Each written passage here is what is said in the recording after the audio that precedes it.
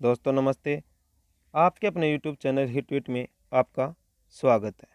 दोस्तों हम लेके हैं आपके लिए आरआरबी एनटीपीसी व एसएससी के प्रीवियस ईयर पेपर के क्वेश्चन सीरीज।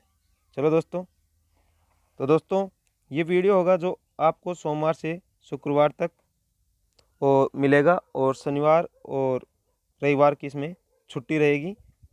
तो ठीक है दोस्तों, चलते हैं आज के पहले क्वेश्चन की तरफ। भारत की अधिराज्य की अवधि क्या दर्शाती है?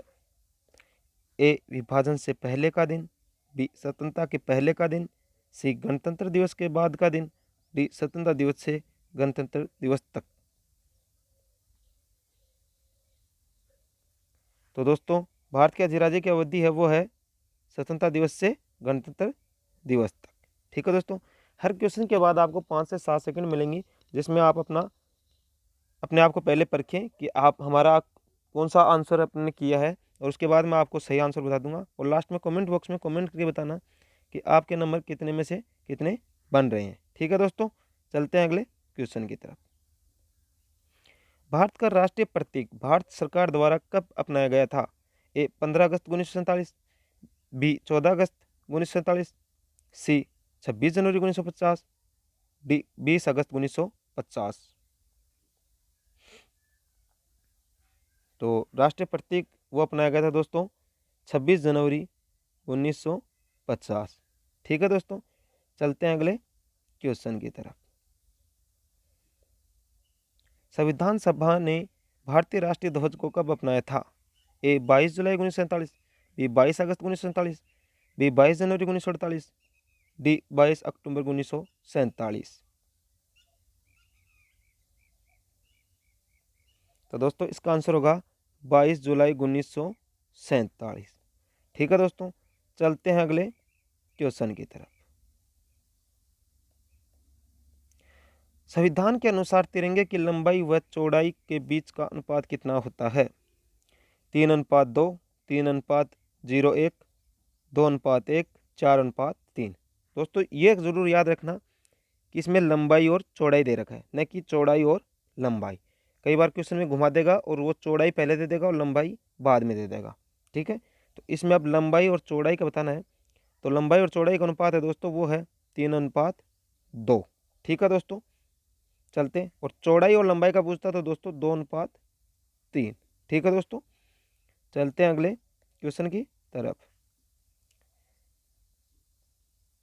भारतीय संविधान में उल्लेखित आपातकालीन प्रावधान किस देश के संविधान से लिए गए हैं? ए संयुक्त राज्य अमेरिका, B United Kingdom, C Germany, D Canada.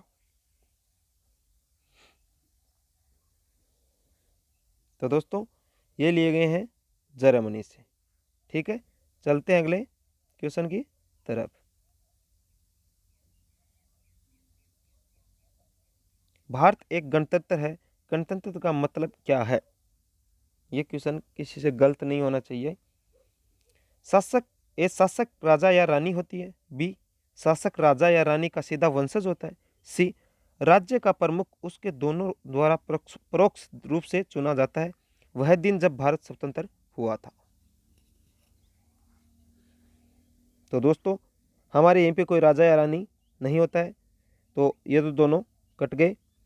वह दिन जब स्वतंत्र, ये भी नहीं होगा। इसका आंसर होगा दोस्तों सी राज्य का प्रमुख उसके लोगों द्वारा परोक्ष रूप से चुना जाता है। ठीक है दोस्तों, चलते हैं अगले क्वेश्चन की तरफ।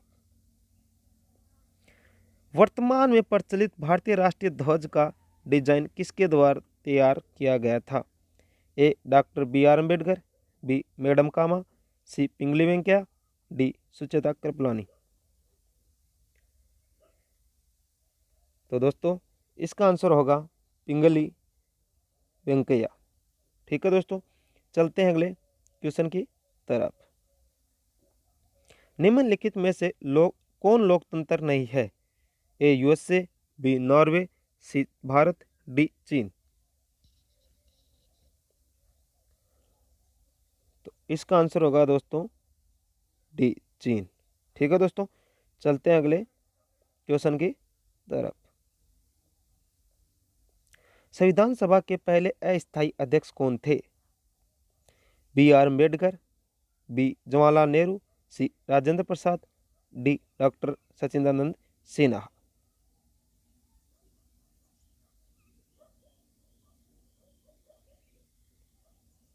तो दोस्तों इसका आंसर होगा डॉक्टर सचिदानंद सिन्हा। ये पहले अस्थायी अध्यक्ष कब चुने गए थे? ये चुने गए थे दोस्तों 9 दिसंबर 1946। फिर इसके 2 दिन बाद जस्ट 11 दिसंबर 1946 को डॉक्टर राजेंद्र प्रसाद को स्थायी अध्यक्ष चुन दिया गया था। ठीक है दोस्तों, चलते हैं अगले क्वेश्चन की तरफ। भारतीय संविधान में कितने शब्दों से में बना है? भारतीय संविधान वो कितने शब्दों से मिलकर बना है? ए 1,45,000, बी 60,000, सी 80,000, डी 1,20,000। ये क्वेश्चन भी देखो या तो रेलवे में या एसएससी में आया हुआ क्वेश्चन है। तो दोस्तों इसका आंसर होगा ए 1,45,000। ठीक है दोस्तों, चलते हैं अगले क्वेश्चन की तरफ।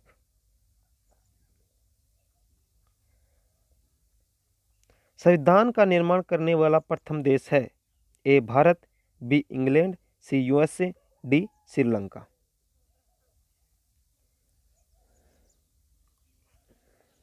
तो दोस्तों इसका आंसर होगा अमेरिका, मतलब यूएसए। ठीक है दोस्तों, मतलब पहली बार संविधान का निर्माण करने वाला प्रथम देश। चलते हैं अगले क्वेश्चन की तरफ। एक अंग्रेजी दार्शनिक और चिकित्सक जॉन लॉक के अनुसार कौन सा एक प्राकृतिक अधिकार नहीं है? ए स्वतंत्रता का अधिकार, बी समानता का अधिकार, सी संपत्ति का अधिकार, डी मत देने का अधिकार। तो देखो दोस्तों, स्वतंत्रता का अधिकार भी हमारा है, ठीक है, और समानता का भी है, संपत्ति का भी, मत देने का अधिकार ये चिकित्सक जॉन लॉक के अनुसार नहीं है। ठीक है दोस्तों, चलते हैं अगले क्वेश्चन की तरफ। मसौदा आयोग ने भारतीय संविधान को किस भाषा में लिखा था?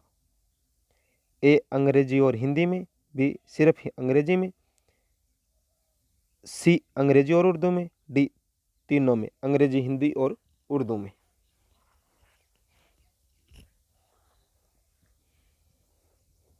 तो दोस्तों इसका आंसर होगा दोस्तों सिर्फ अंग्रेजी में। ठीक है, मसौदा आयोग के द्वारा। चलते हैं अगले क्वेश्चन की तरफ। भारतीय राष्ट्रीय ध्वज में स्थित एक चक्कर किस बात का प्रतिनिधित्व करता है? ए गति, बी सत्य, सी विकास, डी भविष्य। तो दोस्तों इसका आंसर होगा विकास का। जो भारतीय राष्ट्रीय ध्वज में चक्कर होता है ना, ये विकास का प्रतिनिधित्व करता है। ठीक है दोस्तों, चलते हैं अगले क्वेश्चन की तरफ। गौतम बुद्ध को किस वृक्ष के नीचे ज्ञान की प्राप्ति हुई थी? ए पीपल, बी बरगद, सी सागौन, डी आम। तो दोस्तों गौतम बुद्ध को ज्ञान की प्राप्ति थी पीपल के वृक्ष के नीचे, और इनका जो पहला प्रवचन है, ठीक है दोस्तों, उनको बोलते हैं अपन धर्म चक्र परिवर्तन। ठीक है दोस्तों,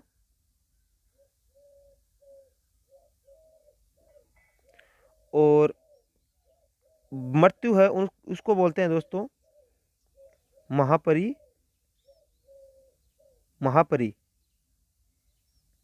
निवारण। ठीक है दोस्तों, चलते हैं अगले क्वेश्चन की तरफ। शुंग वंश का संस्थापक कौन था? A Agnimitra, B Vasumitra, D Vajramitra, D Pushyamitra. तो दोस्तों इसका आंसर होगा पुष्यमित्र। ठीक है दोस्तों, चलते हैं अगले क्वेश्चन की तरफ। किस वंश के सिक्कों पर गरुड़ चिन्ह को अंकन प्राप्त हुआ है? ए गुप्त, बी मौर्य, सी चोल, डी सातवाहन।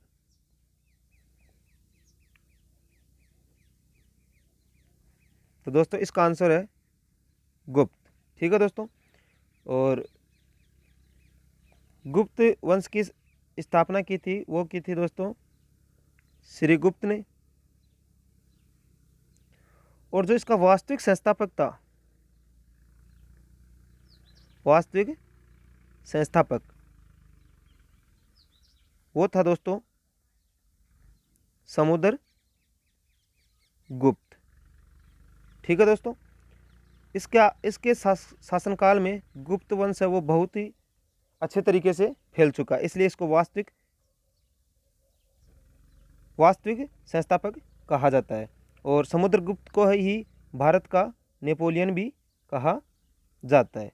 ठीक है दोस्तों, चलते हैं अगले क्वेश्चन की तरफ। हर्षवर्धन के समय किस चीनी यात्री ने भारत का दौरा किया था? ए फाहियान, बी हेनसांग, सी सुंगयुन, डी इत्सिंग। तो दोस्तों इसका आंसर है हेनसोंग। ठीक है दोस्तों, चलते हैं अगले क्वेश्चन की तरफ। किसे भारतीय आइंस्टीन के नाम से जाना जाता है? तो दोस्तों वीडियो को लाइक करना और चैनल को सब्सक्राइब करना। और ये आज का अपन का लास्ट क्वेश्चन है, लास्ट में कमेंट बॉक्स में कमेंट करके भी अपने नंबर भी बताना, किसे भारतीय आइंस्टीन के नाम से जाना जाता है? तो इसका आंसर होगा दोस्तों नागा अर्जुन। समुद्रगुप्त को भारत का नेपोलियन कहा जाता है। दादा भाई नौरोजी को ग्रैंड ओल्ड मैन कहा जाता है।